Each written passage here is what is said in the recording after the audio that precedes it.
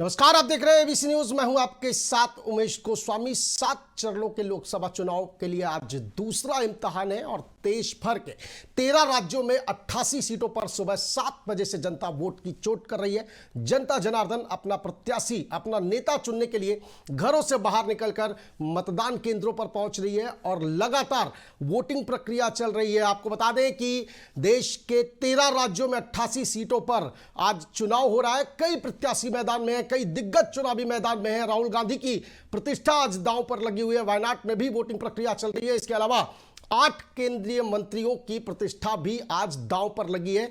उनकी किस्मत भी ईवीएम में कैद होने वाली है। मथुरा से हेमा मालिनी भी चुनावी मैदान में है, वहां पर भी जबरदस्त वोटिंग चल रही है। उत्तर प्रदेश की बात करें, 8 सीटों पर लगातार मतदान सुबह 7 बजे से चल रहा है और कई अहम सीटें उत्तर प्रदेश की जिन पर लगातार मतदान चल रहा है। बुलंदशहर, अलीगढ़, मथुरा, बागपत, ये ऐसी सीटें हैं जो कि चर्चा में रही थी। और आज का जो चुनाव है, यानी कि दूसरे फेज का जो चुनाव है, ये कहीं ना कहीं सत्ता की जो सीढ़ी है वो मानी जा रही है, क्योंकि आज जिन 88 सीटों पर चुनाव है, अगर पिछले चुनाव की बात करें तो भारतीय जनता पार्टी के पास 50% से ज़्यादा सीटें आई थी और यहीं से आगाज हो गया था कि दिल्ली की सत्ता पर बीजेपी दोबारा 19 पर काबिज होने जा रही है। और इसलिए दोनों ही दलों के लिए बहुत महत्वपूर्ण चुनाव आज ये। भारतीय जनता पार्टी की बात करें, उनके सहयोगी संगठनों की बात करें, एनडीए की बात करें, तो एनडीए के लिहाज से आज की जो 88 सीटों पर मतदान की प्रक्रिया है वो बेहद अहम है। और दूसरी तरफ इंडी गठबंधन, जो इंडी अलायंस है, वो भी कहीं ना कहीं वापसी की जद्दोजहद में है। सत्ता का ख्वाब देख रही इंडी अलायंस भी लगातार मजबूत दावे के साथ चुनावी मैदान में है। अलग अलग सीटों पर अलग अलग प्रत्याशी लगातार जनता के बीच आज वोट की चोट जनता जनार्दन कर रही है।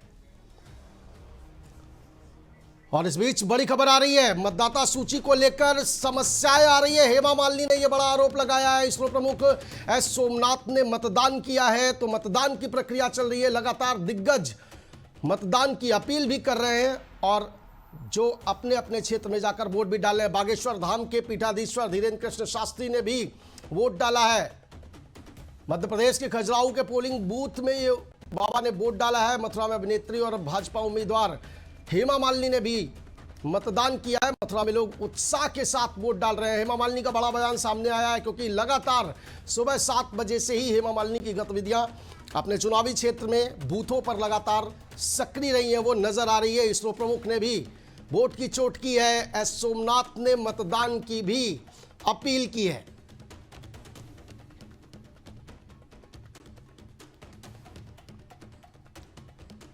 मध्य प्रदेश के खजुराहो के पोलिंग बूथ में बागेश्वर धाम के पीठाधीश्वर धीरेन्द्र कृष्ण शास्त्री, तस्वीरों में आप देख रहे हैं, उन्होंने वोट की चोट की।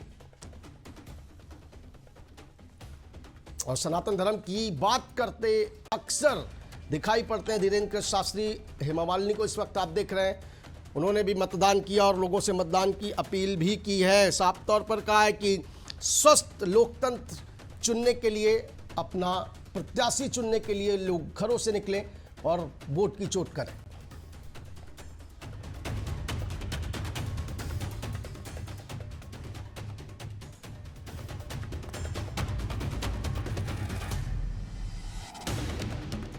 और इस बीच एक और बड़ी खबर आ रही है। आवाज आई लेकिन वोट नहीं पड़ा, ये आरोप लगाया गया है। एक वोटर की ओर से मतदान के दौरान विवाद की स्थिति पैदा हुई है। बड़ी खबर लगातार आती चली जा रही है। अधिकारियों ने माहौल को संभालने की कोशिश की है। एक युवा वोटर, उसने आरोप लगाया, मथुरा में मतदान केंद्र पर मतदान के दौरान विवाद हुआ है। वोटर ने कहा कि जब उसने वोट किया तो आवाज जरूर आई, लेकिन उसका वोट नहीं पड़ा है। चंपा अग्रवाल इंटर कॉलेज के पोलिंग बूथ का यह पूरा मामला है। इससे पहले हमने आपको बताया था कि हेमा मालिनी लगातार सवाल उठा रही थी कि कई स्थानों पर मतदान प्रक्रिया में कुछ गड़बड़ी चल रही है। हालांकि अधिकारी तत्काल प्रभाव से मौके पर पहुंचे हैं, स्थिति को संभाला है। मतदान के दौरान मथुरा में विवाद हुआ है।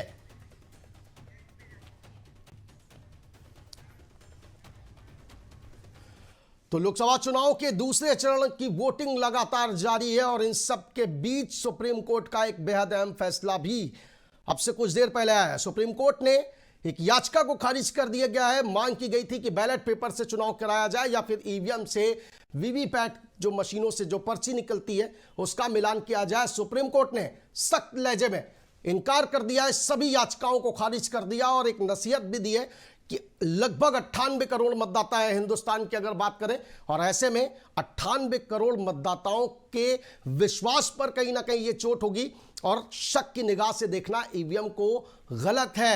हालांकि एक संशोधन जरूर किया है सुप्रीम कोर्ट ने।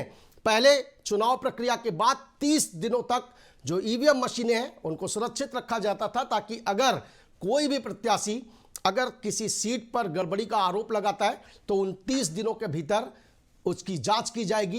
पुख्ता तौर पर सबूत अगर मिलते हैं, जांच के बाद वो प्रक्रिया रीवोटिंग की भी कराई जा सकती है, लेकिन उसमें समय बढ़ाया है सुप्रीम कोर्ट ने। 45 दिन तक अब ईवीएम मशीनें सुरक्षित रखी जाएंगी चुनाव के बाद। इस दौरान अगर कोई आरोप लगाता है, गड़बड़ी का साक्ष्य देता है, तो उसके बाद ये चर्चा होगी और रीकाउंटिंग भी कराई जा सकती है। हमारे साथ चर्चा के लिए कई खास मेहमान जुड़े हुए हैं। भारतीय जनता पार्टी से पक्ष रखने के लिए संजय कटियार साहब हैं। मोहम्मद शाहिद आम आदमी पार्टी से हमारे साथ जुड़े हुए हैं। मोहम्मद शारिक हमारे साथ समाजवादी पार्टी से जुड़े हुए हैं। दोनों से आप मेरा सवाल है, मोहम्मद शाहिद जी और मोहम्मद शारिक जी, एक एक करके जवाब दीजिए। पहले मोहम्मद शारिक, अब तो ईवीएम पर सवाल नहीं उठाएंगे ना? सुप्रीम कोर्ट ने मना कर दिया है कि न्यायालय पर भी भरोसा नहीं है। शारिक जी।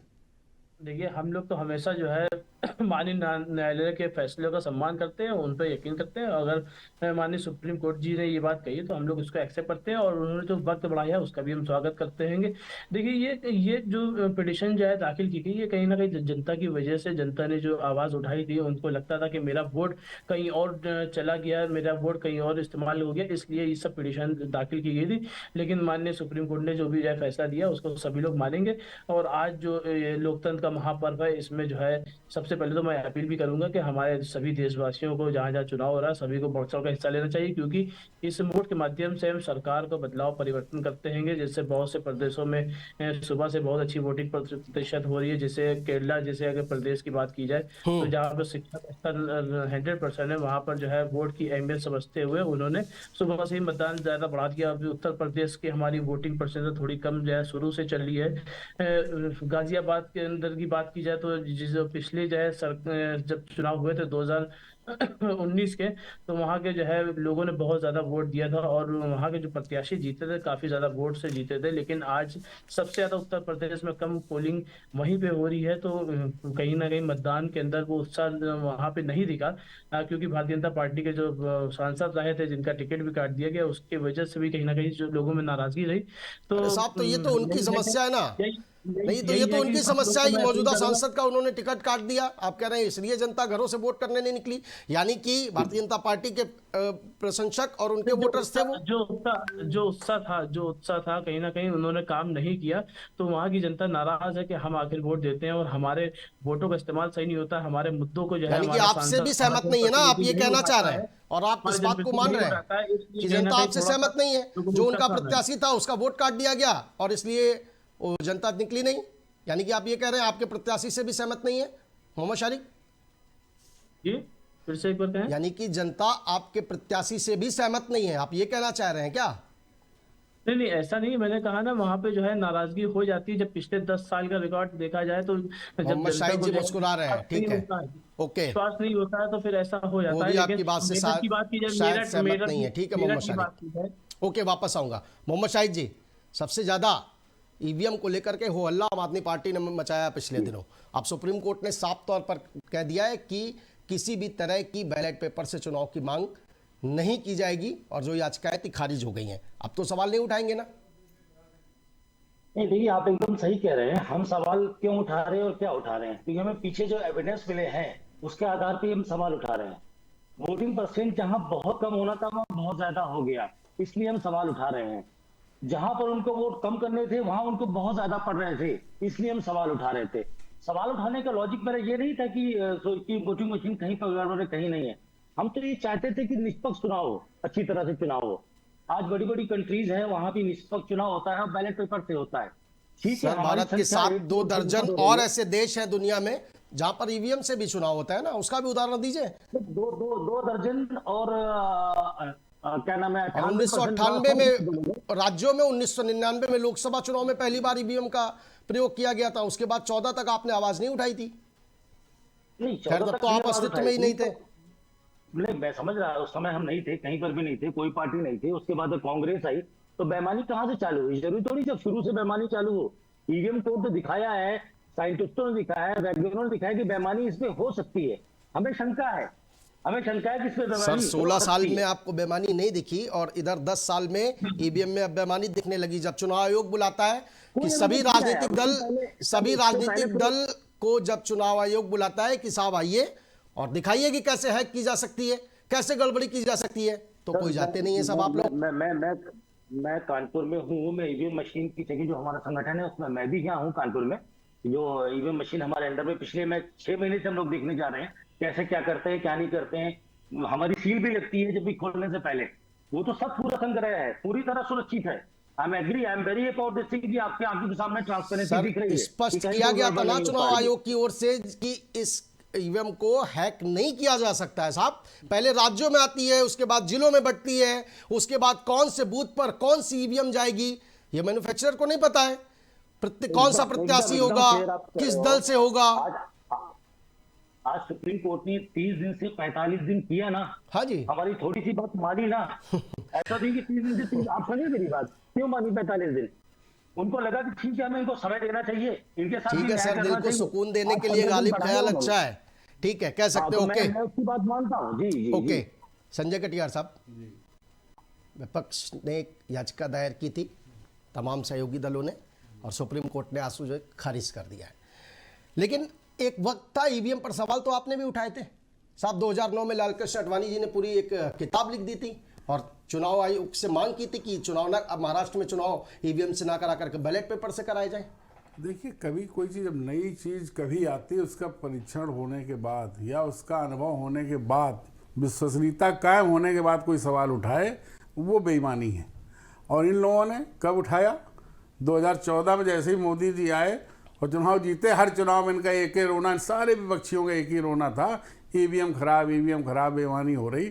और इसमें सबसे ज़्यादा ये कांग्रेस और ये सपा जो आज इंडी गठबंधन बना हुआ है, यही लोग चिल्लाते रहे। आज सुप्रीम कोर्ट ने उसमें उनके मुंह बंद कर दिया। अब इनको समझ में आ जाना चाहिए, अगर जरा भी ये न्यायालय का सम्मान करते हो तो उस पर इनका सभी दलों का ही मुंह बंद कर दिया सुप्रीम कोर्ट ने, नो डाउट। तो ईवीएम में सवाल ये लोग उठाते थे और अभी तक उठाते रहे। अभी भी भूमिका बना रहे हैं सर, वापस भाई उमेश जी, अभी भूमिका बना रहे थे ये लोग, इनके बड़े नेता। वो नहीं थे 2009 में, और ये आम आदमी पार्टी 2009 में नहीं थी। लेकिन आप जब ईवीएम का प्रयोग शुरू हुआ उससे पहले थे आप, और अच्छी खासी मेजॉरिटी थी आपकी। उसके बाद आप 12 साल बाद आपने भी तो सवाल उठाए ना। उसके बाद चुनाव आयोग में जाके बाकायदे डेमो करवाया गया, चुनाव आयोग ने कराया कि जांच लो भाई, कर लिए। तो तब ये लोग नहीं पहुंचे, तब ये विपक्षी दल नहीं पहुंचे वहां पर कि मशीन ठीक है। और जैसे फिर चुनाव होने लगे तो फिर मशीन खराब है। ये बाहर आके बयानबाजी करते हैं, हकीकत ये सब जानते हैं, ना मशीन खराब है ना कुछ खराब है। जनता वोट कर रही है भारतीय जनता पार्टी को, वो अच्छी तरह जानते हैं। और वो वोटर कौन है भी ये जानते हैं। हमारा वोटर है मजबूर, हमारा वोटर है गरीब, किसान, मजदूर, युवा, महिला, जिनके लिए हमने काम किया, भारतीय जनता पार्टी जिनके लिए हमने काम किया, वो इनको नहीं दिख रहा है। संजय जी प्लीज सुनिए, बाकायदा एक किताब लॉन्च की गई थी भारतीय जनता पार्टी की ओर से, डेमोक्रेसी एट रिस्क। इसके अलावा सुब्रमण्यम स्वामी, वो भी आपके कितने बड़े नेता है, उन्होंने साफ तौर पर कहा था कि कांग्रेस 90 सीटों पर जीती है वहां पर ईवीएम हैक की गई है।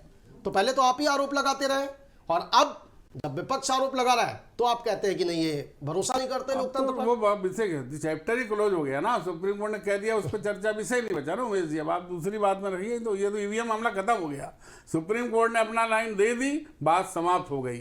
अब विपक्षियों को ना समझ में आ रही तो ना समझे, फिर चिल्लाने लगे। अभी इनके राहुल गांधी को फिर चिल्लाने लगे, अखिलेश यादव चिल्लाने लगे, अभी हारेंगे बुरी तरह। फिर यही तो मैं कह रहा हूं ना कि जब आप हार रहे थे तो आप सवाल उठा रहे थे, आज आप जीत रहे हैं, विपक्ष हार रहा है तो विपक्ष सवाल उठाएगा। ठीक है, आडवाणी हमारे वरिष्ठ नेता थे, उनकी कोई बात समझ में आई, बोल दिया होगा, सभी बोल देते हैं विपक्ष में। लेकिन अब स्थितियां समझ में आ गई, नहीं कोई खराबी नहीं, और सुप्रीम कोर्ट ने मोहर लगा दी।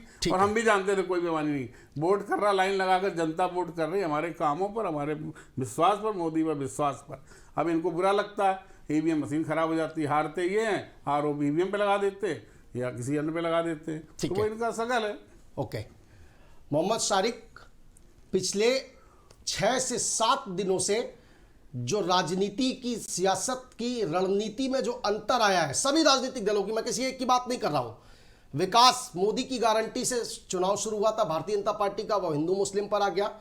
एमएसपी, किसानों को न्याय, बेरोजगारों को रोजगार, पेपर लीक कानून, ऐसे तमाम मुद्दे आपके गठबंधन ने भी बनाए थे। आप कहां गए? संपत्ति बंटवारे पर लेकर के संपत्ति सर्वे पर आ गए। आप कहां आ गए?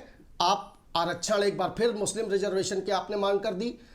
तो ये क्या है? विकसित भारत को लेकर के अगर भारतीय जनता पार्टी बयान दे रही थी, नारा दे रही थी और मोदी की गारंटी के साथ चुनावी मैदान में थी, तो आप भी तो विकास के नारे के साथ थे। क्यों ट्रैक चेंज करना पड़ा शारिक? आपकी आवाज नहीं आ रही है शारिक, म्यूट खोल लीजिए।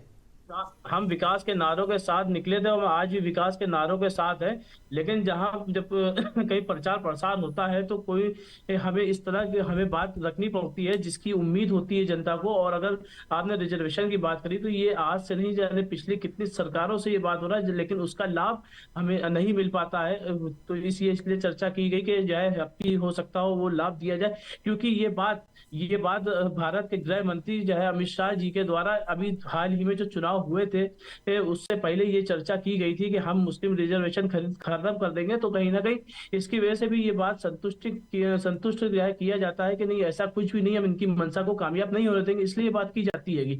और रही बात अगर भारतीय जनता पार्टी की, तो भारतीय जनता पार्टी का मेन मुद्दा ही धर्म और जात है, इसके आधार पर ही वो राजनीति करते हैं। इसके अलावा विकास के नाम पर उन्होंने कुछ भी नहीं किया। इस देश को चला है, चाहे कोरोना काल का इतनी बड़ी महामारी हो, आम जनमानस पैदल जो है चल के अपने घर को पहुंचे थे, अपने बच्चों को जो है जो रास्ते में दम तोड़ दिया था उनको कंधों पे लाद कर दौड़ जाए अपने घर को पहुंचे, सामने है।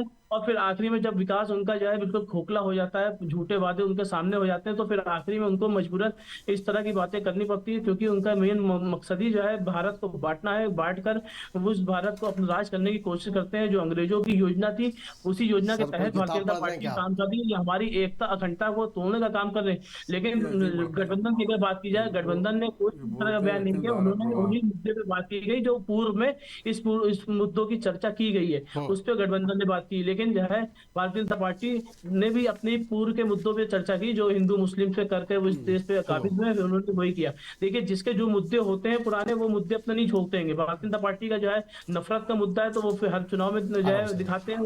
गठबंधन का या समाजवादी पार्टी या कांग्रेस पार्टी का जो मुद्दा है वो हर चुनाव में अपने मुद्दे को उठाती है। तो ये जाहिर सी बात है, अपने मुद्दों को नहीं छोड़ सकता। सब अपने मुद्दे के साथ लड़ लें। भारतीय जनता पार्टी बैठने के लिए मुद्दे के लेकर चल रही है। हम आप समर्थन कर रहे हैं कांग्रेस के मैनिफेस्टो में जो वो जिक्र है संपत्ति सर्वे का? उन्होंने देखिए ये नहीं कहा, उन्होंने एक जिक्र किया था, कि इस तरह का है कानून। उन्होंने ये नहीं कहा कि हम लागू करेंगे या हम लागू करके ऐसा करेंगे। सर, मैनिफेस्टो में शामिल करने का मतलब क्या है साहब? इसका मतलब कि जनता को फिर से आप लॉलीपॉप दे रहे हैं। अगर आप कह रहे हैं कि मैनिफेस्टो में शामिल किया था और उसे लागू करने नहीं जा रहे थे, तो सर लॉलीपॉप दे रहे थे क्या? अरे उमेश गोस्वामी जी, अगर कोई चीज कोई बताई जाती है, अगर किसी डिबेट में कोई चर्चा की जाती है, तो इसका मतलब ये नहीं कि उसको वो लागू ही करने जा रही है। पित्रोदा क्या कह रहे हैं? एक सेकंड, सैम पित्रोदा क्या कह रहे हैं? और किस आधार पर सैम पित्रोदा कह रहे हैं विरासत एक्ट लागू करने की और इस पर चर्चा करने की मांग की जानी चाहिए भारत में? और उनसे जब सवाल किया जाता है कि राहुल गांधी ने अपनी मैनिफेस्टो में शामिल किया और बार बार वो कह रहे हैं कि आर्थिक सर्वे कराएंगे, संपत्ति सर्वे कराएंगे और उसके बाद जिनको जरूरत होगी उनको बांटा जाएगा, तो वो कह रहे हैं सैम पित्रोदा। और सैम पित्रोदा की हैसियत क्या है कि गांधी परिवार में या कांग्रेस में तीन प्रधानमंत्रियों के सलाहकार रहे और मौजूदा समय में राहुल गांधी के सलाहकार हैं। कोई छोटे मोटे नेता नहीं है, किसी चौराहे के, किसी वार्ड के, किसी जिले के पदाधिकारी नहीं है सैम पित्रोदा। जब उनसे राहुल गांधी के मैनिफेस्टो को लेकर सवाल किया जा रहा है, तब वो कह रहे हैं कि नहीं, अमेरिका में है ये एक्ट, 55% सरकार के पास, 45% परिजनों के पास, और इसकी भारत में चर्चा होनी चाहिए। वो उस सवाल के जवाब में ये जवाब दे रहे हैं। आप भी सहमत है? समाजवादी पार्टी इस पे सहमत है कि नहीं? ठीक है साहब, अगर कोई मरता है उसकी संपत्ति ले ली जाएगी और उसको बांट दिया जाएगा। क्योंकि ना अभी कोई ऐसा एक्ट बना, ना कोई ऐसा कानून बना। तो सर आप खंडन भी तो नहीं कर रहे हैं ना? चलिए रोकेंगे, इस वक्त बड़ी खबर और आ रही है। मथुरा में जयंत चौधरी ने मतदान किया है। आरएलडी के प्रमुख हैं जयंत चौधरी, हाल ही में समाजवादी पार्टी से अलग हुए थे और एनडीए के खेमे में शामिल हुए थे। मथुरा में जयंत चौधरी ने मतदान किया है। आरएलडी प्रमुख जयंत चौधरी हेमा मालिनी के लिए कह सकते हैं क्योंकि वो एनडीए गठबंधन में है।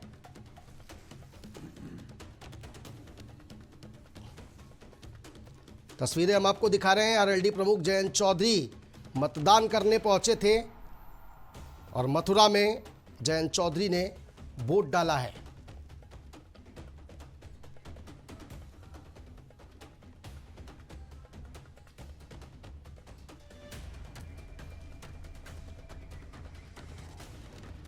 और इस बीच एक और बड़ी खबर आ रही है। गांव खप्परपुर में मतदान का बहिष्कार कर दिया है ग्रामीणों ने।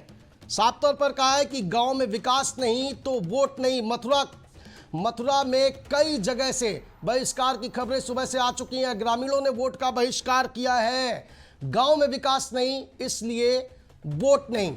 हालांकि हेमा मालिनी लगातार कहती चली आ रही है कि कई इलाकों में कुछ काम बचे हुए हैं, अब की जनता मौका देती है तो उन कामों को पूरा किया जाएगा। और विपक्ष लगातार सवाल उठाता रहा है कि मथुरा में कहीं पर भी विकास नहीं हुआ है। और ये तस्वीरें देखिए, पोलिंग बूथ पर पुलिस बल आपको नजर आ रहा है, जो अधिकारी हैं वो नजर आ रहे हैं, मजिस्ट्रेट की गाड़ियां नजर आ रही हैं, लेकिन मतदाता नहीं है। सन्नाटा पसरा हुआ है। बहिष्कार कर दिया गया है वोटिंग का बहिष्कार कर दिया गया है। दोपहर तक पोलिंग स्टेशन पर मशीनों की सील तक नहीं खुली है। आप समझिए कि लोकतंत्र में अगर इस तरह की तस्वीरें सामने आएंगी तो राजनीतिक दलों के लिए वो कितनी खतरनाक है। हालांकि एबीसी न्यूज लगातार अपने दर्शकों से अपील कर रहा है कि वोट की चोट जरूर करें। स्वस्थ लोकतंत्र में स्वस्थ सरकार चुनने के लिए घरों से जरूर निकलें, मतदान केंद्रों तक पहुंचे, बूथ स्थलों तक पहुंचे और वोट जरूर करें।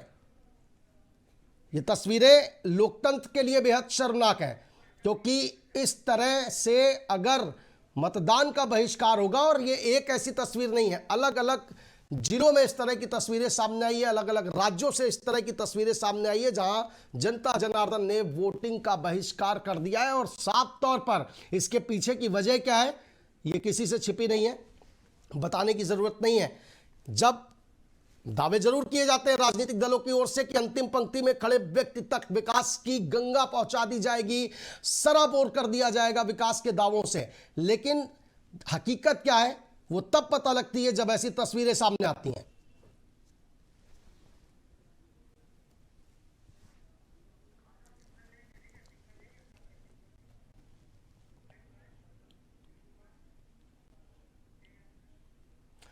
सिर्फ मथुरा की ये तस्वीर नहीं है, अपने दर्शकों को साफ कर दूं कि अलग अलग राज्यों से, अलग अलग जिलों से, कई जिलों से इस तरह की तस्वीर सामने आई है जहां लोगों ने मतदान का पूरी तरह से बहिष्कार कर दिया है। और ये लोकतंत्र के लिए, राजनीतिक दलों के लिए बेहद शर्मनाक तस्वीर है क्योंकि अगर वोटिंग नहीं होगी, मतदान से जनता खुद को दूर रखेगी, स्वस्थ लोकतंत्र की कल्पना भी नहीं की जा सकती है। वापस लौटेंगे, चर्चा कर रहे थे, हमारे साथ कई खास मेहमान मौजूद हैं। मोहम्मद शाहिद आपका रुख करेंगे। ये जो संपत्ति विरासत एक्ट, इसके अलावा संपत्ति सर्वे कानून, इसको लेकर के जो बात की जा रही है, जनता में भ्रम नहीं पैदा हो रहा है साहब। और आपको लगता है कि जब आप विकास की बात कर रहे थे, आपके गठबंधन के जो साथी हैं, ऐसे बयानों की जरूरत थी या इस तरह के एक्ट मैनिफेस्टो में शामिल करने की जरूरत थी? शाहिद जी,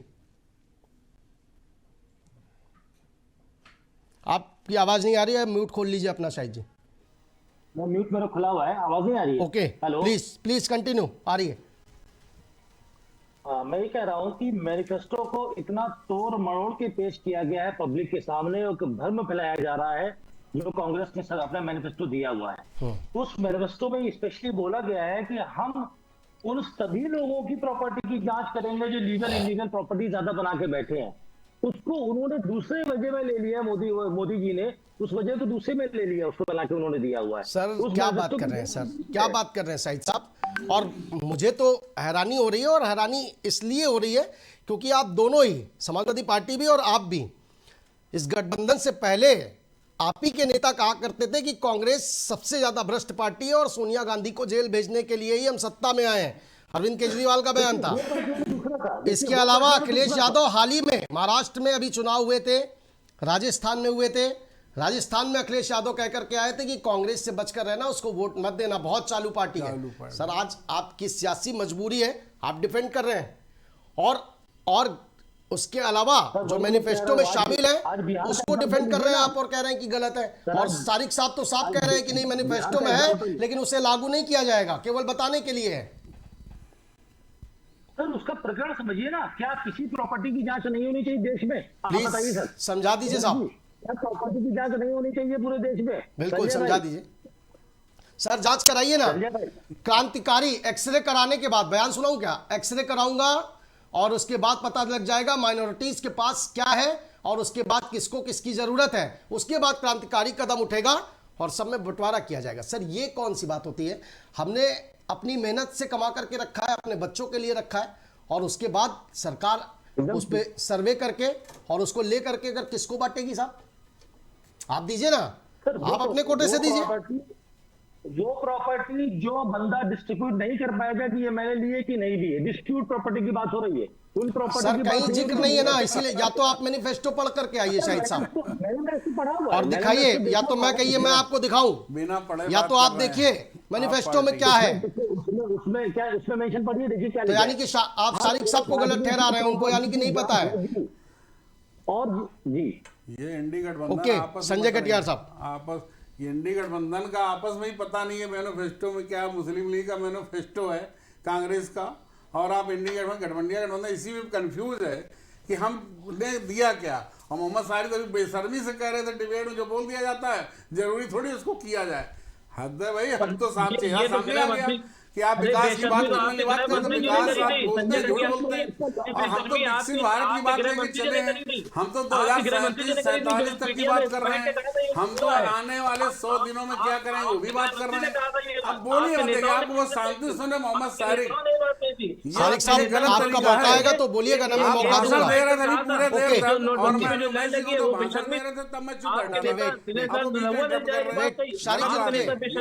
संजय जी अरे सुनिए मिस्टर, जब बोले तो सुनिए, संजय कटियार जी, अरे जब बोलते हो झूठा सच्चा तो उसको सुनने की मैंने ये कहा कि चर्चा, उन्होंने ये बात बताई कि अमेरिका में एक सेकंड बोलने दीजिए प्लीज। 2012 की, और ये जांच होनी चाहिए। ये 10 साल के अंदर आप लोगों ने जो देश को लूटा है, अंग्रेजों ने सिर्फ 200 साल के अंदर इस देश को खाली किया था, आप लोगों ने 10 साल के अंदर खाली कर दिया। और आप लोग जो है इसका जवाब बिल्कुल देंगे। बिल्कुल परिवर्तन इस देश में जो है जनता करने जा रही है, परिवर्तन होगा तो हर एक की जांच होगी, आपकी भी जांच होगी और आपको जवाब देना पड़ेगा कि ये 10 साल के अंदर आपने ये कहां से जो है संपत्ति बनाई। 50,000 से कंपनी आपके नेता के शुरू करने वाले आज हजारों करोड़ में जो है जो खेल रहे हैं, इसका जवाब कौन देगा? ये जनता के पैसे का जो लूट बंटरवाट जो किया गया है, इसका जवाब देना पड़ेगा। इस पर राहुल गांधी जी ने और चर्चा की गई, इस पे जो है अपनी बात की गई। आप लोग 50,000 रुपए से लेकर ठीक है, ओके, ठीक है सारिक साहब, ओके ठीक है। बिल्कुल किसी से छिपा नहीं है कि आपकी पार्टी के कितने मंत्री, जब आपकी सरकार थी उत्तर प्रदेश में, तो कितनी संपत्ति किसकी कहां तक पहुंची थी और आज तक उसकी कलई खुल रही है। ठीक है, वापस संजय कटियार साहब बोलिए।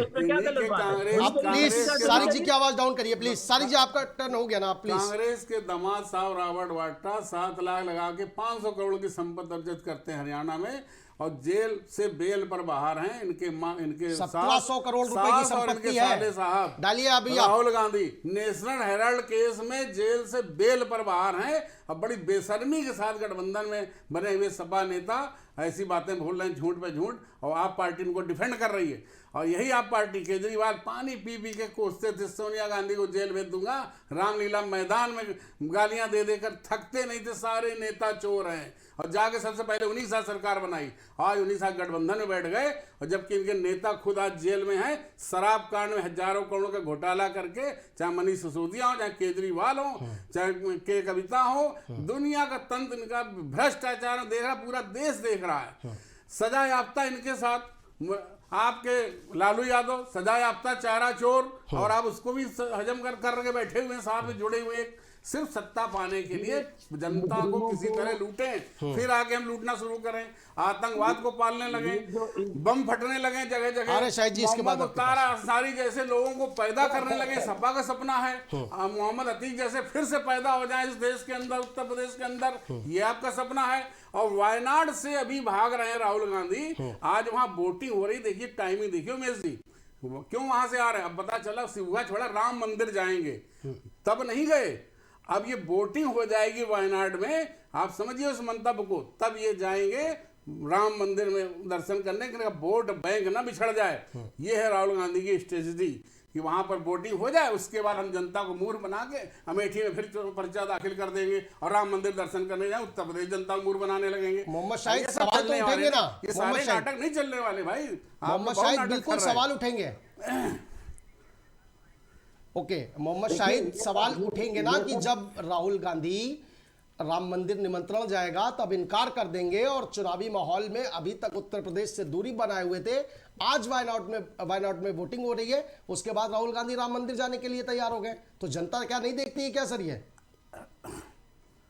मोहम्मद शाहिद नहीं तो सर मैं इनके बुलाने को जाऊंगा क्या? राम जी जब बुलाएंगे, जब आदेश देंगे तब मैं वहां तक जाऊंगा। तो ड्रामा, पॉलिटिकल ड्रामा क्रिएट किया था इन्होंने, ये पॉलिटिकल ड्रामा था, ये कोई उद्घाटन नहीं था। यह पूरे देश जानता है कि पूरी दुनिया जानती है, जो पॉलिटिकल ड्रामा क्रिएट किया था। अधूरे मंदिर की इन्होंने स्थापना कर दी, इलेक्शन आने वाले थे, अरे रुक जाते, इलेक्शन के बाद करा लेते, ऐसी क्या जरूरी थी? क्योंकि ये ध्रुवीकरण की राजनीति जो कर रहे हैं, ये जो हिंदू और मुस्लिम की राजनीति बांट रहे हैं, तो जो उन्होंने बोला था कि मैं ऐसा करूंगा, उस चीज को निपटाने के लिए इन्होंने किया है। आज तो अरविंद केजरीवाल जी भी गए थे मंदिर, तो वो भी इनके बुलाने से नहीं गए, तो अलग नहीं जा सकते सर। अरविंद केजरीवाल से ही तो सीख नहीं पाया ना राहुल गांधी। अरविंद केजरीवाल ने तो हनुमान चालीसा और सुंदरकांड का पाठ किया था जिस दिन प्राण प्रतिष्ठा कार्यक्रम था, लेकिन राहुल गांधी ने दूरी बना रखी थी और जो नेता और लगातार आप डिफेंड कर रहे हैं। मुस्लिम रिजर्वेशन की बात कौन कर रहा है? मोहम्मद शाहिद। तो हिंदू मुस्लिम कौन कर रहा है? मुस्लिम रिजर्वेशन की बात कौन कर रहा है? हिंदू मुस्लिम कौन कर रहा है? फिर 4% आरक्षण मुस्लिमों का दिया गया, किसने दिया है? ये करें तो राम एक सेकंड। तो सर अगर एक बात बताइए जी, पूछिए। उमेश जी, हाँ बोलिए। आज हमारा एजेंडा आ रहा है, अगर किसी माइनॉरिटी को रिजर्वेशन क्यों दिया जा रहा है? क्योंकि वो भी समाज में अपना स्तर ऊंचा कर सके। क्या रिजर्वेशन, तुम मेरी बात सुनिए ना, क्या ये गले हुए हैं जो ST कास्ट है, इनको रिजर्वेशन जा रहा है? क्यों जा रहा है? क्योंकि ये भी बराबर से खड़े हो सके। आप धर्म की बात करते हो, आप संविधान की बात करते हो, संविधान को क्रॉस मार के फिर अपनी बुक निकाल दीजिए ना। संविधान को बचा क्या अपने पास? कुछ नहीं बचा। आप संविधान को बदलने की बात कर रहे हो, आप नहीं तो फिर एक सेकंड मोहम्मद शाहिद साहब, तो फिर पर्दे के पीछे छिपने की क्या जरूरत है? आइए और डंके की चोट पर बोलिए कि हम सरकार में आएंगे तो हम रिजर्वेशन देंगे मुस्लिमों को। जब आप सवाल किया जाता है फिर आप कहते हैं, आपके गठबंधन दल के साथी कहते हैं कि नहीं साहब ऐसा हमने कहा ही नहीं है। तेलंगाना में 4% आपने दिया हुआ है, कर्नाटक में 4 बार कोशिश की आपने, और अगर हाईकोर्ट ने ना इनकार किया होता, रूल्स रेगुलेशन नहीं होते, तो आप लागू कर चुके होते। और वो कोटा किसका आप काट रहे हैं? और हम आप कोटा किसका काट रहे हैं? और किसका कोटा काट करके आप देने जा रहे हैं? फिर आप कहेंगे कि हिंदू मुस्लिम बीजेपी कर रही है। साहब कर रही है, सवाल हम उठाएंगे, दीजिए जवाब शाहिद जी। ओबीसी और दलितों को काट रहे हैं आप। Wait Sanjay ji, wait. जाहिर सी बात है, जाहिर सी बात है, हिंदू मुस्लिम कौन कर रहा है? आप पुराने सारे प्रकरण उठा के दीजिए, इनके सारे जितने भी कैंडिडेट खड़े हैं उनके स्पीचेस आप देख लीजिए। सर वो तो चुनावी मंचों से कह रहे हैं, मैं बार बार कह रहा हूं कि मोदी की गारंटी से भारतीय जनता पार्टी ने चुनावी समर शुरू किया था, और नरेंद्र मोदी और पूरी भारतीय जनता पार्टी जो पिछले दिनों बयान आए हैं वो बिल्कुल हिंदू मुस्लिम पर आ गई है। अपनी फेवरेट पिच पर उतर आई है बैटिंग करने के लिए, मैं बार बार कह रहा हूं। लेकिन सर वो तो चुनावी मंचों से कर रहे हैं, आपकी जहां सरकार है वहां तो आप लागू कर रहे हैं प्रॉपर। आपने रिजर्वेशन दिया है 4% तेलंगाना में।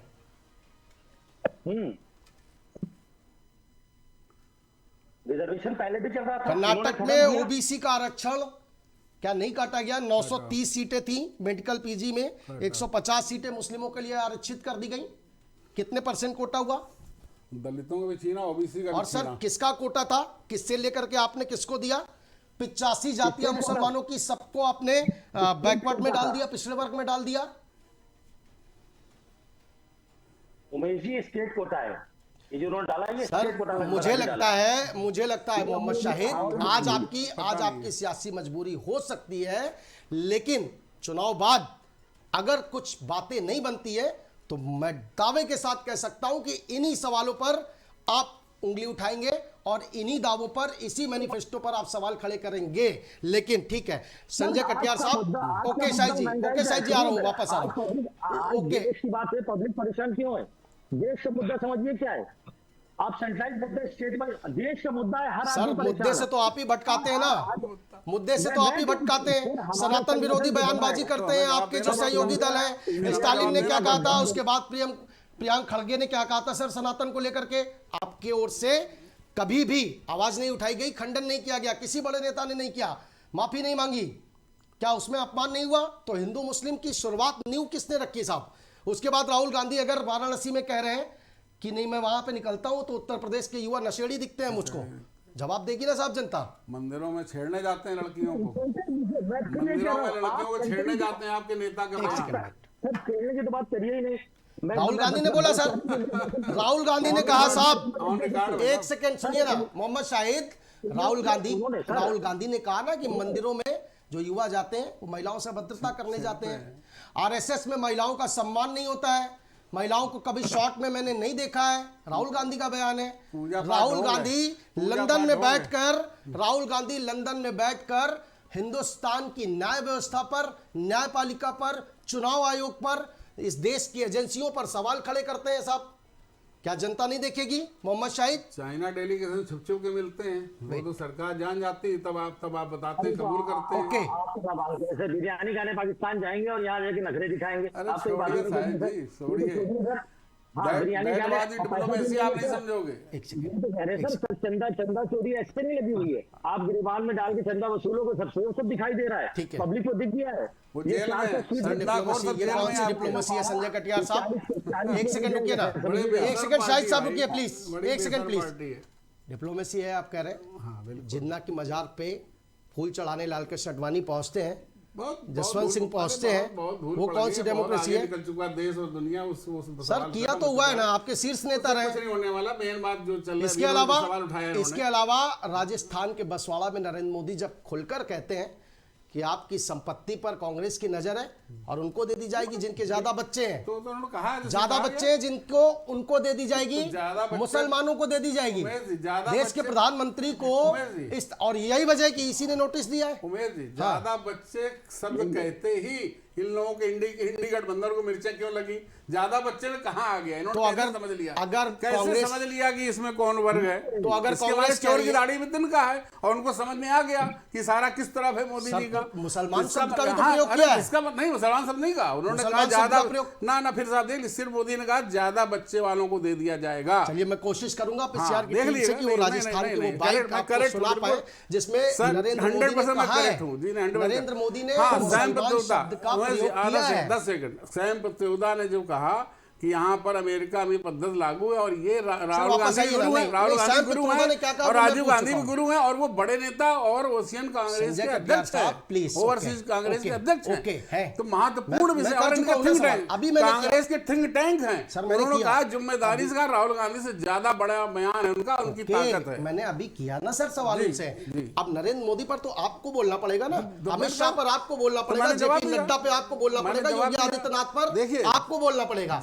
ये ज्यादा बच्चे पैदा करने वाले कौन है और मुसलमान नाम लेने की जरूरत आखिरकार नरेंद्र मोदी को क्यों? अच्छा, मोदी ने तो घुसपैठिया भी कहा था, तो वो समझ गए होंगे। चार दिन 4 बयान, हाँ घुसपैठिया भी कहा, 4 दिन 4 बयान। पहला राजस्थान के, आप सुनिए ना, पहला राजस्थान के बसवाड़ा में ज्यादा बच्चे और मुसलमान स्पष्ट, अगले दिन अलीगढ़ में। ऐसे में सहमत हूं उमेश जी, मुसलमान शब्द नहीं कहा उन्होंने, कहा ज्यादा बच्चे वालों को और घुसपैठियों को सौंप देंगे। मैं कोशिश कर रहा हूं, आपका मंगलसूत्र ले लेंगे, ये मोदी ने बोला। मैं कोशिश कर रहा हूं और संजय कटियार साहब अपना बयान याद रखिएगा, मैं फिर दोहरा रहा हूं, आप बयान याद रखिएगा, घुसपैठियों में बांट देंगे, आप अपना बयान याद रखिएगा। मैं अभी कोशिश कर रहा हूं, अगर वो बयान मिल जाता है राजस्थान के बसवाड़ा तो वो मैं आपको सुनाऊंगा, ठीक है। अगले दिन अलीगढ़ में नरेंद्र मोदी कहते हैं कि अपने खास लोगों को दे दिया जाएगा। तीसरे दिन वापस राजस्थान में जाकर के कहते हैं कि घुसपैठियों को दे दिया जाएगा। छत्तीसगढ़ में कहते हैं कि किसको दे दिया जाएगा ये मुझे बताने की जरूरत नहीं है। तो मुसलमान से शुरू हुआ, फिर वो घुसपैठियों तक पहुंचा, उसके अलावा घुसपैठियों के बाद अपने लोगों के बीच पहुंचा और अब उसके बाद तो सर या तो स्टैंड रखिए, कायम रही है सर पहले दिन से। तो कायम, हम तो दोहरा रहे हैं ना, घुसपैठियों में भी मिर्चें लगी इनको, पूरे इंडी गठबंधन को क्यों लगा? घुसपैठिया कौन है? घुसपैठ कौन करा रहा? पश्चिम बंगाल में घुसपैठ कौन करा रहा? बांग्लादेश से घुसपैठ हो रही, पाकिस्तान से घुसपैठ हो रही। घुसपैठ ये करा है आतंकियों की, और हमारे सैनिक उनको मारते हैं तो रोने ये चले जाएं, रोए ये बुरहान वानी मारा जाए तो इनके नेता के आंसू आ जाएं, सोनिया गांधी को आंसू आ जाए, राहुल गांधी बता रहे थे। और आतंकियों से पूरी ओसामा जी, इन्हीं के नेता ने बोला, ओसामा जी। अभी मुख्तार अंसारी का सवाल है, उनके यहाँ पहुंच गए फातिया पढ़ने मिस्टर अखिलेश यादव, तो वहां भी उनको बोले मुख्तार अंसारी जी। अरे भाई, माफिया, गुंडों, बदमाशियों, अपराधियों को महिमा मंडन करने वाले ये लोग, ये कभी देश का भला सोच सकते हैं? जनता का भी भला हो सकते हैं? आतंकियों पालने वाले। जब जब कांग्रेस मजबूत हुई है, पाकिस्तान मजबूत हुआ है, और जब जब चाइना मजबूत हुआ है। ये मैं फिर से दोहराता हूँ। और इनके काम है कश्मीर को कमजोर करने वाली कांग्रेस। आज कश्मीर में आज जो सुशासन है, आज हमारी बदौलत धारा 370 हटाने के बाद तब राहुल गांधी झंडा फहरा पाए, इनका कोई प्रधानमंत्री नहीं जा पाया। याद कर ले, राहुल गांधी एकदम फर्जी बातें करते हैं। मोहम्मद शाहिद एक सेकंड रुकिए ना प्लीज। मोहम्मद शाहिद एक सेकंड रुकिए ना सर। मोहम्मद शाहिद, कांग्रेस ने मैनिफेस्टो में ये तो शामिल किया, ये तो आप मानेंगे ना कि जो मुस्लिमों का कानून है, शरिया कानून, उसे हम वापस लाने की कोशिश करेंगे। ये तो कहा है 370 हटाने की कोशिश करेंगे, सीएए लागू नहीं होने देंगे, और मुस्लिमों के जो अपने कानून है जिनको खत्म किए गए भारतीय जनता पार्टी के राज में, उसको हम वापस लाने की कोशिश। साफ तौर पर इशारा किस तरफ है? 3 तलाक आप खत्म करने की कोशिश करेंगे क्या? संविधान में जो हटाया जा रहा है जबरदस्ती, उसको वापस लाने की कोशिश करेंगे, ये एक शब्द है बस। आप संविधान को कैसे बदल सकते हो आजादी के बाद? तो क्यों बदला आपने? उसको वापस लाने की कोशिश करेंगे, ये मूल मंत्र है। आप जरूर थोड़ी कि अगर मेजोरिटी में हो तो संविधान को अपने हिसाब से चेंज कर लोगे सर? क्या राइट बनता है? आज बच्चों की बात कर रहे हो आप अपने सारे बड़े नेताओं को उठा कर देख ले, किसी के भी 7 बच्चों से कम नहीं है। कहां से स्टार्ट करूं मैं? मोदी जी से स्टार्ट करूं, योगी जी से स्टार्ट करूं, और भागवत जी से स्टार्ट करूं? किससे मैं स्टार्ट करूं? भाई, तो मिर्चें क्यों लगी? जब ज्यादा बच्चे मोदी जी ने बोल दिया तो मिर्च क्यों लगी भाई? कि ज्यादा बच्चे वालों को बांट दिया जाए, फिर आप क्यों नाराज हुए? आज आपके उनके ज्यादा, अरे भाई सब ठीक है, हो सकता है, और थे भी, पहले था। इलिटरेसी थी तब बच्चे लोग ज्यादा पैदा करते थे, ये सच है। एक सेकंड। लेकिन आज आप उस परिप्रेक्ष्य में बात करें, ये तो सियासत सिर्फ राजनीति है फर्जी, ये प्रोपेगेंडा है। बैंक की एक राजनीति। सेकंड, पॉइंट प्रोपेगेंडा है बदनाम करने के लिए। मोहम्मद शाहिद जी केवल एंथेटिक पॉइंट रखिए ना, जो वास्तविकता हो, केवल उन पॉइंट पर बात करिए। क्या बहुसंख्यकवाद इस देश से समाप्त कर दिया जाएगा? ये मैनिफेस्टो में नहीं है। राहुल गांधी ने क्या नहीं कहा था मोहम्मद शाहिद? और बहुसंख्यकवाद क्या है, इसकी परिभाषा भी जरा बता दीजिए। मुस्लिम लीग ने भी कहा था कि बहुसंख्यकवाद हम समाप्त कर देंगे, इस देश में बहुसंख्यकवाद की कोई जरूरत नहीं है। मुस्लिम लीग ने अपने घोषणा पत्र में कहा था हम मुस्लिम जो कानून है, शरिया कानून है, उसकी रक्षा करेंगे। और सर यही तो मैनिफेस्टो में कांग्रेस के है। और अब जब प्रधानमंत्री नरेंद्र मोदी कहते हैं कि मुस्लिम लीग की छाप नजर आ रही है इस मैनिफेस्टो में, फिर वो क्या गलत कहते हैं मोहम्मद शाहिद? तो क्या आप क्या चाहते हैं, हम किनारे कर दें जी? हम मैनिफेस्टो क्या इनके हिसाब से बनाते हैं? हम तो मैनिफेस्टो में सबको लेके चल रहे हैं। हम तो वही कह रहे हैं, हम संविधान की रक्षा कर रहे हैं। आज में इलेक्शन बचा ही संविधान के ऊपर है। हम क्या जो उन्होंने हर चीज अलग से जो कर दी है उसको सही नहीं कर सकते क्या? आज क्यों ये गठबंधन बना हुआ है? इनसे परेशान है, देश का हर आदमी परेशान है। पर ये मेजोरिटी होने के बाद से, गड़बड़ी करने के बाद से, झूठ बोलने के साथ पूरी सत्ता में काबिज होते हैं और सर, संविधान की रक्षा कहां हो रही है इससे? तो ये तो संविधान बदलने का काम हो रहा है। अगर आप रिजर्वेशन देंगे तो ये संविधान में कहा था कि आरक्षण 4% तेलंगाना में जो आपने दे दिया है आपके सहयोगी संगठन ने, ये कहा था संविधान में? सर संविधान जो है बहुसंख्यकवाद खत्म कर देंगे, ये संविधान में कहा था मोहम्मद शाहिद जी। तो मैनिफेस्टो में कहा लिखा है बहुसंख्यकवाद खत्म करेंगे हम? राहुल गांधी ने कहा है और मैनिफेस्टो में शामिल। सर आप मोहम्मद शाहिद मैनिफेस्टो पढ़कर ही नहीं आए। मैं आपसे बार बार कह रहा हूं कि मैनिफेस्टो को एक बार आप फिर से नजर मारिए। मोहम्मद शारिक वापस हमारे साथ जुड़ गए। मोहम्मद शारिक का रुख कर रहे हैं। मुस्लिम रिजर्वेशन की बात तो साफ तौर पर की गई है ना मैनिफेस्टो में, और 4% दिया हुआ है ऑलरेडी तेलंगाना में। कर्नाटक में 4 बार कोशिश की गई है। सर किसका हक काट करके दे रहे हैं? और फिर मोदी अगर सवाल उठा रहे हैं कि आप मुस्लिम परस्ती का काम कर रहे हैं, कांग्रेस मुस्लिम परस्त संगठन होता जा रहा है, तो क्या गलत कह रहे हैं मोहम्मद शारिक? क्या उमेश गोस्वामी जी, क्या आप नहीं चाहते हैं कि यहाँ का मुसलमान मुख्य धारा से जुड़े? क्या आप नहीं चाहते कि मुसलमान का बच्चा यहाँ पढ़ सके? क्या आप ये नहीं चाहते कि मुसलमान का बच्चा तरक्की कर सकते? क्या ये आप नहीं चाहते? अगर आप इस आरक्षण की बात करें तो आप ये भी तो देखिए कि स्वर्ण आरक्षण भी इस सरकार ने जो है यहाँ पर दिया, आप उस पर क्यों नहीं चर्चा कर रहे? आप सिर्फ मुस्लिम मुस्लिम ही आज वोटिंग वाले दिन ये मुस्लिम तुष्टीकरण दिखाकर आप क्या बताना चाहिए? आप उस 10% आरक्षण की भी चर्चा करिए जो इस सरकार ने यहाँ के देश की जनता को दिया। इसलिए दिया कि जिनके साथ जो नाइंसाफी हो जाती है, जो अपने आप को मुख्यधारा से नहीं जोड़ पाते हैं, तो इसके माध्यम से जोड़ा जाए। ये तो जो है देश को आगे बढ़ाने के लिए, मुख्यधारा से जोड़ने के लिए जो है ये काम किए जाते हैं। आप लेकिन उन कह तो रहा हूं ना, फिर डंके की चोट पर कहिए। लेकिन सर आप कह तो रहा हूं, फिर डंके की चोट पर कहिए ना। फिर क्यों कहते हैं जयराम रमेश कि नहीं, सैम पित्रोदा का बयान उनका निजी बयान है? क्यों कहते हैं जयराम रमेश कि बहुसंख्यकवाद की कोई बात नहीं है और उसको भारत से नहीं हटाया जा सकता? फिर क्यों कहते हैं जयराम रमेश कि नहीं, मुस्लिम रिजर्वेशन की बात मैनिफेस्टो में डाली जरूर गई है लेकिन उस पर विचार किया जाएगा? क्यों कहना पड़ता है साहब? फिर कहिए या तो डंके की चोट पे कि हाँ हमारे देश का मुस्लिम। और सवाल ये उठता है, 55 साल आपने राज किया देश में, उसके बाद आज अगर मुस्लिमों की यह हालत है कि आपको कोटा देना पड़ रहा है, कौन जिम्मेदार होगा? मोहम्मद शारिक उसके लिए? मैं कह तो रहा हूं, आप रंगनाथ मिश्रा जी की कमेटी पढ़िए, आप सच्चर कमेटी भी पढ़ लीजिए। फिर सच्चर कमेटी भी पढ़ लीजिए सर। मुख्यधारा से जोड़ना चाहिए, लेकिन जब ये पार्टियां मुख्यधारा से मुसलमानों को जोड़ना चाहती है तो सबसे ज्यादा पेट में दर्द ये भारतीय जनता पार्टी के लोगों को होती है। वो जो है अपने 10% आरक्षण, 16 आरक्षण की चर्चा ना करके इसका विरोध करना शुरू कर देते हैं ताकि वो मुख्यधारा न जोड़े। ये चाहते हैं कि इस देश का मुसलमान हमेशा दबा कुचला बना रहे, वो निचले स्तर पर संजय कटियार साहब जवाब दीजिए कि भारतीय जनता पार्टी चाहती है कि मुसलमान का वोट जरूर मिलता रहे लेकिन वो हमेशा दबा कुचला बना रहे। अगर वो तो आप खुल के कह रहे हैं मोहम्मद शारिक कि अगर कांग्रेस कह रही है रिजर्वेशन देने के लिए, इसमें बुराई क्या है? हमेशा ये विरोध करते हैं। मुसलमान जो विकासशील सोच का है, पढ़ा लिखा है, वो वोट जहाँ करना चाहिए वो करेगा। मगर ये कहना कि हम कह रहे मुसलमान वोट हमें करे, नहीं, हमने कभी नहीं कहा। वेट, अब उसको विचार करे, जहाँ इच्छा वहाँ करे। और बाकी जो अभी आयोग बातें कर रहे, पिछड़ा वर्ग आयोग को संवैधानिक दर्जा हमने दिया, सबसे ज्यादा मिर्ची कांग्रेस को लगी। बुलंदशहर में मतदान केंद्र के बाहर जमकर लात घूसे चले हैं, विवाद हुआ है बुलंदशहर से। इस वक्त की बड़ी खबर अपने दर्शकों को बता रहे हैं। आपसी विवाद को लेकर दो पक्षों में जमकर लात घूसे चले हैं। दो पहिया वाहन टकराने को लेकर दो पक्ष भिड़े थे मतदान केंद्र के बाहर। डीएवी डिग्री कॉलेज के गेट पर यह घटना हुई। दो पहिया वाहन आपस में टकराए जिसके बाद दो पक्षों के बीच जमकर लात घूसे चले हैं। मतदान केंद्र के बाहर कुछ देर के लिए हुआपोह की स्थिति, आपसी विवाद, दो पहिया वाहन टकराए, दो पक्ष जमकर भिड़े, लात घूसे चले दोनों पक्षों के बीच। डीएवी डिग्री कॉलेज के गेट पर यह घटना हुई है।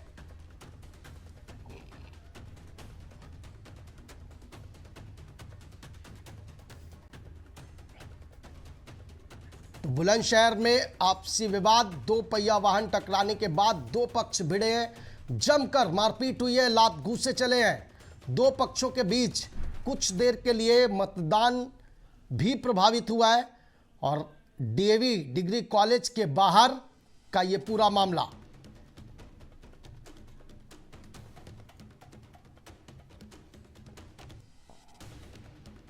ये तस्वीरें अभी हम आपको दिखा रहे हैं, डीएवी डिग्री कॉलेज के बाहर का मामला है जहां पर दो पक्षों के बीच जमकर लात घूसे चले हैं। मतदान केंद्र के बाहर की ये तस्वीर, दोपहिया वाहन टकराने के बाद दो पक्षों में जमकर लात घूसे चले हैं।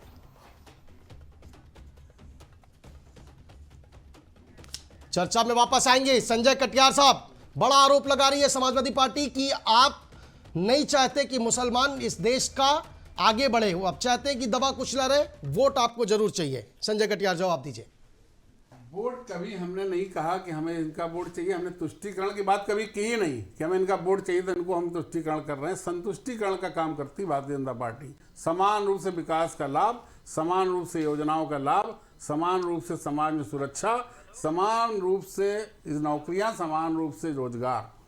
तो इसमें कोई विषय नहीं आ रहा। तुष्टीकरण की राजनीति इनके नेता राहुल गांधी करते, राहुल गांधी की कांग्रेस करती रही, गांधी परिवार करता रहा। और आज आप उमेश पार्टी गोस्वामी इसी को लेकर 10% बैठी, जितना इंडी गठबंधन है, चाहे आप मुलायम सिंह यादव के आप जमाने उसके से भी ले जवाब लें, मांगिए। चाहे लालू आप यादव के जमाने से, 4% बीच में जवाब बोलने मांग लगे, रहे हैं। बीच में बोलने तब लगे तो सारे। एक मिनट सारिक साहब, सुनना भी तो सीखिए गंदी ना। आदत है, एक बहुत सेकंड। गंदी आदत नहीं है। सारिक साहब सुनिए भी तो। जब आप लाल- बोल रहे थे तो संजय जी नहीं सार- बोले ना, मैंने हम उनको एक टोका शब्द था। नहीं बोले, इसलिए प्लीज लेकिन आप बोलेंगे। प्लीज संजय जी प्लीज जल्दी से complete। इसीलिए सपा को कहा जाता है बिल्ला लगा सही नहीं लगा सर हुआ है। जल्दी प्लीज जल्दी कंप्लीट करिए, मुद्दे पर रहिए। देखिए, सारे ये लोग तुष्टिकरण की राजनीति करते आए और इंडी गठबंधन का यही काम है, और ये तुष्टिकरण की राजनीति लेकर चल रहे। सिर्फ वोट बैंक की राजनीति करने वाले ये दल है, और इनके अपने अपने स्वार्थ है, निजी स्वार्थ हैं। ये ना तो प्रधानमंत्री देश में बना पाएंगे, और प्रधानमंत्री दिखा भी पाएंगे तो 4 कंधों पे लदे होंगे। अब वो प्रधानमंत्री कितने दिन बैठेगा, कौन बैठेगा, डील होगी, भ्रष्टाचार का बोली लगेगी, तय होगा, कितना क्या होगा, लेन देन तय होगा। सारे भ्रष्ट लोग मिलकर देश को लूटने की योजना में हैं, जो सपना कभी भारत की जनता पूरा नहीं होने देगी। ये मैं फिर लिख के दे रहा हूं। और अब की बार 400 पार होगा, और 400 पार का नारा है, 400 पार हम करेंगे। एक सेकंड, ओके सर। जनता देखती है तो वो ये भी देखती है कि टीवी डिबेट में बैठे हुए जो राजनेता हैं या सियासत में जो राजनेता हैं, उनकी टिप्पणियां कैसी होती जा रही हैं।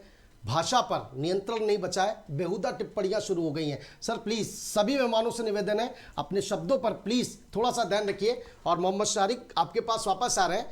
राहुल गांधी का एक बयान है कल का कि जब मैं बात करता हूं देश को आगे ले जाने की तो ये पागल हो जाता है। भाग खड़ा होता मोदी है। को लेकर के इंडिकेट किया, मोदी पागल हो जाता है। नाम उसका लिया भाई साहब, नरेंद्र मोदी उन्होंने नाम लिया, ये भाग खड़ा होता है, उठपटांग पकने लगता है। देश के प्रधानमंत्री के लिए, उम्र दराज लोग के लिए इस तरह की भाषा जायज है मोहम्मद शारिक?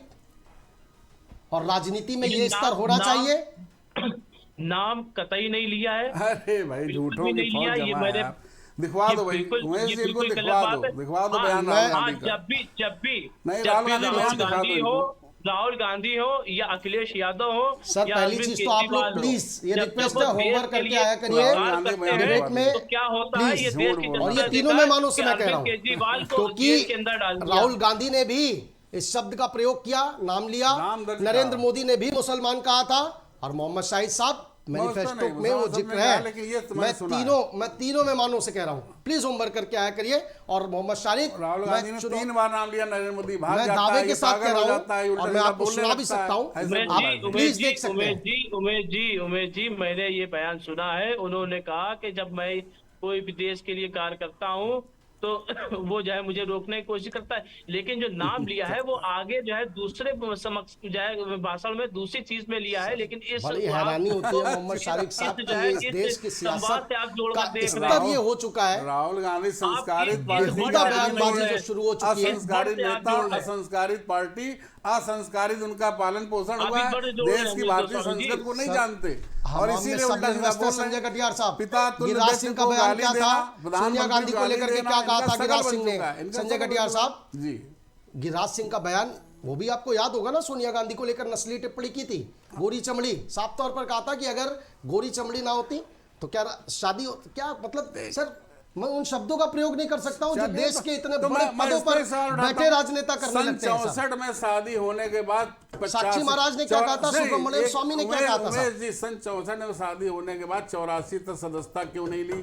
यहाँ की नागरिकता क्यों नहीं सब ली तो सोनिया गांधी ने? बेहुदा जरा बताएंगे बयानबाजी आप। करने लगेंगे। विदेशी यानी बिल्कुल अब नारी सम्मान कहाँ चला जाता है? प्रधानमंत्री के परिवार का मसला था, सर, खुद नारी राजीव गांधी सम्मान कहाँ प्रधानमंत्री चला थे। जाता है? फिर बेहुदा अरे बयानबाजी जनाब, किसी भी ये देश की चीजें होती हैं, नहीं लेकिन साहब, प्लीज। ये भी अपने गिरा में जब एक उंगली उठाएंगे तो 3 अपनी तरफ भी होती हैं। ये गांधी परिवार को पता होना चाहिए, और राहुल गांधी को पता होना चाहिए, कांग्रेस को पता होना चाहिए।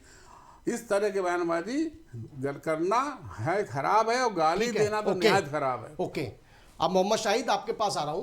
क्या पिछले दिनों जिस तरह से बयानबाजी हुई है एनडीए की ओर से, एनडीए अलायंस की ओर से, क्या जनता का मूड नहीं बदला है? दूसरे चरण की जो वोटिंग हो रही है, लगातार मतदान की जो प्रक्रिया हो रही है, जनता जनार्दन भी आप सोचिए ना क्या सोच रही है, क्या देख रही है कि आखिर किन मुद्दों पर हम वोट करें जाकर के, हिंदू मुस्लिम पर, एकदम सही है। कि वो तो अपनी फेवरेट पिच पर उतर है, उसके अलावा आपने भी पकड़ लिया है कि नहीं हम रिजर्वेशन देंगे, बांटने की कोशिश नहीं है क्या देश को? आज पीएम सबके हैं, वो सिर्फ इनके पीएम नहीं है, वो हमारे भी पीएम। आज इस भाषा शैली को अगर एक पीएम यूज करते हैं तो बड़ा दुख होता है, बहुत दुख होता है। हमने वो दुख किया नहीं किया अलग बात है, पर हमारे देश के पीएम वो है। बिल्कुल मोहम्मद शाहिद, यही होना चाहिए। और इस बात के लिए सैल्यूट कर रहा हूं मैं आपको, सैल्यूट कर रहा हूं। अगर आप ये बात स्वीकार कर रहे हैं कि देश के प्रधानमंत्री के लिए इस तरह की भाषा बेहूदी है, इसका प्रयोग नहीं होना चाहिए, तो सैल्यूट कर रहा हूं सर आपको। और सभी राजनेताओं को आगे आकर के इसकी विरोध करना चाहिए इस पर। केजरीवाल के बयान सुनिए, सारी पार्टियां चोर हैं, सारे नेता चोर हैं, इनके केजरीवाल भी बोलते थे, उसको भी याद कर लीजिए शायद जी। आप बोलने दीजिए ना, मेरी बात सुनिए जी शायद जी पूरा कीजिए। तुमने चोर की बात ना करी थी, उस पर बहुत बड़ी रूपरेखा खुल के आ शायद जी पूरा कीजिए, बिल्कुल। तो मैं ये कहना चाह रहा हूँ कि ये जो उन्होंने कल कमेंट किए हैं, तो वो कमेंट पब्लिक ने सुने हैं और उनको इसका घाटा इसी इलेक्शन में फेस टू में दिख जाएगा। देखिए ना, अब और बहुत ज्यादा दिख जाएगा। मोहम्मद शारिक को बताइए, शाहिद साहब मोहम्मद शारिक को बताइए कि इस तरह से डिफेंड नहीं किया जाता है गलत चीजों को। कई बार राजनीति से ऊपर हटकर जनता के हितों के लिए भी बयानबाजी की जाती है, बोला जाता है। आप वो फ्यूचर आप कीजिए ना, आप बयान क्यों नहीं करा रहे? वेट मोहम्मद शारिक, वेट, आपकी बारी आएगी तब बोलिएगा, मैंने आपको पूरा टाइम दिया था। मोहम्मद शारिक नहीं, प्लीज शाहिद जी को पूरा करने दीजिए। वेट, जनता देख लेगी। वेट सर, मैं सही कह रहा हूँ या आप सही कह रहे हैं, या मैं गलत कह रहा हूँ या आप गलत कह रहे हैं। ओके ओके ठीक है। उमेश जी ये 400 सीट का नारा दे के फंस गए बुरी तरह से, और इनको नहीं आ रही सीटें, ये बौखलाए हुए हैं, सत्ता जाने के हंसी बौखलाए हुए, इनके समझ में नहीं आ रहा क्या करें। तो ये बयानबाजी ऐसी करेंगे कि धूरीकरण हो जाए, और जो हिंदू भाई इस संगठन को प्यार कर रहे हैं, इस संगठन को चाहते हैं, संगठन आए देश में, ये उसको फिर वापस ले जाने की ठीक है मोहम्मद शाहिद, ठीक है, एक छोटा सा ब्रेक लेंगे मोहम्मद शाहिद, ठीक है, एक छोटा सा ब्रेक लेंगे। देश के 13 राज्यों में 88 सीटों पर लगातार मतदान की प्रक्रिया जारी है, और इस बीच नेताओं की जो बयानबाजी रही है पिछले दिनों, वो एनडीए गठबंधन के नेता हों या फिर एनडीए के नेता हों, उनके तमाम सहयोगी दलों के नेता हों, सभी की बयानबाजी ने इस बार चुनावी रणनीति बदली जरूर, लेकिन क्या जनता का मूड बदल पाए हैं, जनता के मुद्दे जो थे क्या उनसे इत्तेफाक रख पाए, इस पर चर्चा होगी। लगातार हमारे साथ खास मेहमान बने हुए हैं। छोटा सा ब्रेक ले रहे हैं, कहीं मत जाइएगा, देखते रहिए एबीसी न्यूज़।